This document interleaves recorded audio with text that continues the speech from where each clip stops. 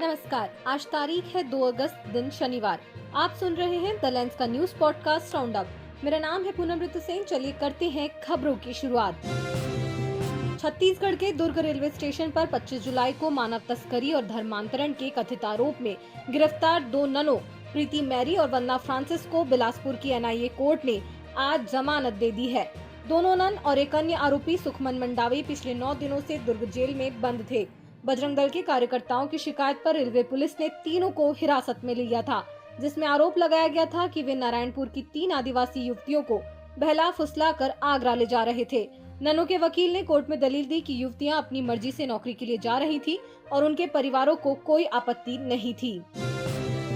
इधर नारायणपुर की तीनों आदिवासी युवतियों कमलेश्वरी प्रधान, ललिता उसेंडी और सुखमती मंडावी ने आज बजरंग दल की सहयोगी ज्योति शर्मा समेत कई बजरंग दल के नेताओं के खिलाफ एफआईआर दर्ज कराने नारायणपुर एसपी ऑफिस पहुंची।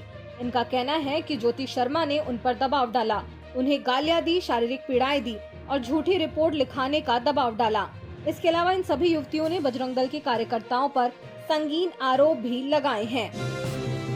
शोषण और बलात्कार के मामले में दोषी पूर्व लोकसभा सांसद प्रज्वल रेवन्ना को विशेष अदालत ने उम्र कैद की सजा सुनाई है। साथ ही उन पर 11 लाख रुपए का जुर्माना भी लगाया है।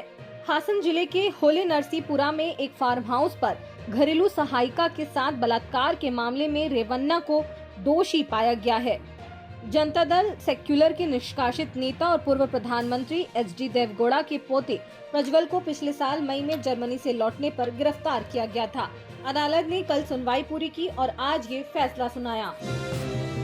उधर बिहार में राजद नेता तेजस्वी यादव ने दावा किया कि चुनाव आयोग की मसौदा मतदाता सूची में उनका नाम गायब है। उन्होंने प्रेस कॉन्फ्रेंस में अपने फोन से पीआईसी नंबर खोजकर कोई रिकॉर्ड नहीं का स्क्रीनशॉट दिखाया।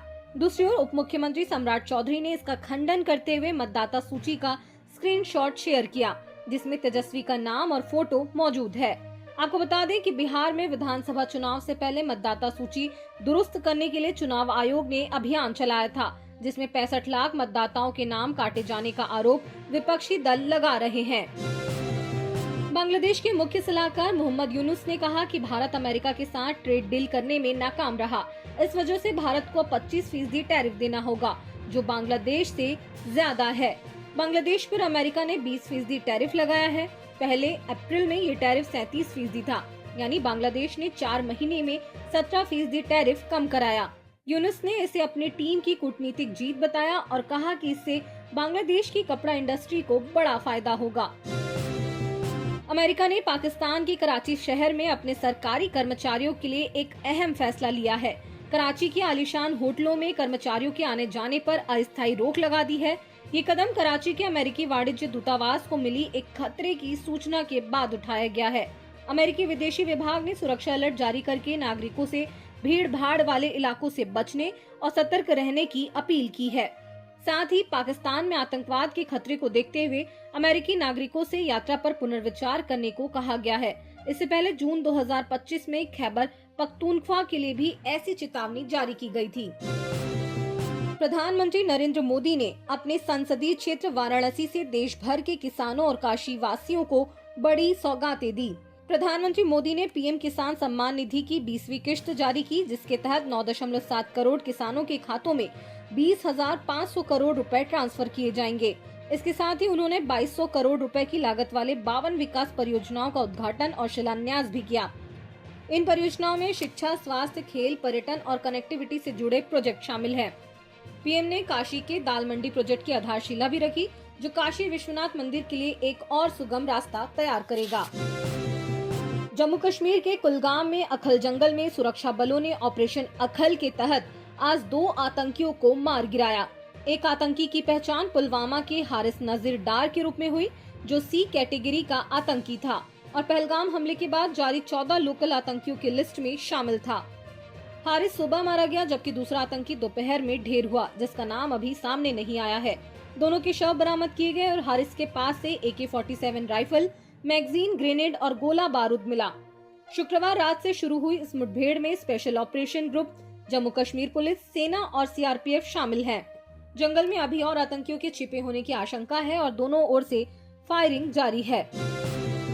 इधर छत्तीसगढ़ में मैतारी वंदन योजना के तहत 18वीं किश्त जारी की गई। इस योजना के तहत लगभग 70 लाख महिलाओं के खाते में राशि भेजी गई। महिलाओं के खाते में 647 करोड़ 35 लाख रुपए की राशि महिलाओं के खातों में ट्रांसफर की गई। अब तक इस योजना के तहत 11,000 करोड़ रुपए पात्र महिलाओं को दिए जा चुके हैं। मुख्यमंत्री कार्यालय ने अपने official social media account CMO Chhattisgarh में पोस्ट कर इसकी जानकारी दी है। और मुद्दा सोशल है में बात बिहार के संशोधित वोटर लिस्ट की। बिहार में मतदाता सूची का गहन पुनरीक्षण अभियान पूरा हो गया है और चुनाव आयोग ने संशोधित वोटर लिस्ट का ड्राफ्ट भी जारी कर दिया है। इस मामले पर वरिष्ठ राजनीतिक विश्लेषक योगेंद्र यादव ने सोशल मीडिया साइट एक्सएम पर पोस्ट लिखा है। मौजूदा ड्राफ्ट सूची की तुलना पहले की सूची में करना लगभग असंभव है, क्योंकि बूथों की संख्या बढ़ाई गई है और इसके परिणाम स्वरूप कई नाम एक बूथ से दूसरे बूथ में स्थानांतरित कर दिए गए हैं। चुनाव आयोग ने उन नामों की सूची जारी नहीं की है जो पहले की सूची में थे, लेकिन अब ड्राफ्ट की सूची में नहीं है। भले ही आप किसी भी तरह सभी बूथों के नामों की तुलना करें, नामों का पता लगा ले, फिर भी आप उन नामों की पहचान नहीं कर सकते जिन्हें चुनाव आयोग ने मृत, स्थायी रूप से पलायन कर चुके या गायब आदि के रूप में चिन्हित किया है। इसलिए आप चुनाव आयोग के दावों की पुष्टि बिल्कुल नहीं कर सकते। अब खबर जरा हटके में बात कोल्हापुरी चप्पलों की। कोल्हापुरी चप्पल महाराष्ट्र और कर्नाटक के कोल्हापुर, सांगली, सतारा और बेलगावी जैसे क्षेत्रों की पारंपरिक हस्तकला का गौरव है, जो 12वीं सदी से चमड़े और वनस्पति टैनिंग से बनाई जाती है। ये चप्पलें अपनी अनोखी बुनाई, टी शेप, स्ट्रैप और बिना कील की मजबूती के लिए मशहूर हैं, जिन्हें 2019 में जीआई टैग मिला। हाल ही में इटली के लग्जरी ब्रांड प्राडा पर इन चप्पलों की डिजाइन चुराने का आरोप लगा, जब उनकी 2026 मेंसवेयर कलेक्शन में मिलान फैशन वीक में कोल्हापुरी जैसी सैंडल दिखाई गई, बिना कारीगरों को श्रेय दिए। इस विवाद ने सोशल मीडिया पर तहलका मचा दिया, जिसके बाद प्राडा ने डिजाइन प्रेरणा स्वीकारी और कोल्हापुर के कारीगरों से मिलकर सहयोग का वादा किया, लेकिन बॉम्बे हाई कोर्ट ने इस मामले पर दायर जनहित याचिका खारिज कर दी। आज के लिए बस इतना ही। कल फिर मिलते हैं नई खबरों के साथ। खबरों को विस्तार से पढ़ने के लिए विजिट करिए हमारी वेबसाइट thelens.in पर। यूट्यूब के अलावा हमारे पेज को फेसबुक, इंस्टाग्राम और एक्स पर भी फॉलो करें। शुक्रिया।